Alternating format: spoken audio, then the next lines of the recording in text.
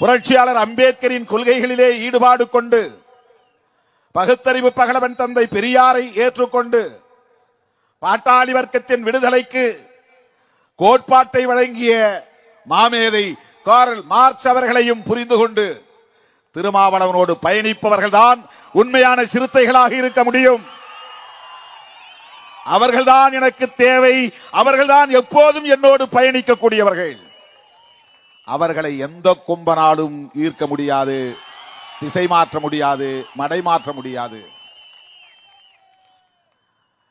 இங்கே தலைவர்கள் சொன்னதை போல தேர்தல் அரசியலுக்கு வந்து 25 ஆண்டு காலம் கடந்த நிலையிலும் ஒரு பட்டாளத்தை அப்படியே கட்டுக்கோப்பாக வைத்திருக்கிற இயக்கம் விடுதலை சிறுத்தைகள் கட்சி.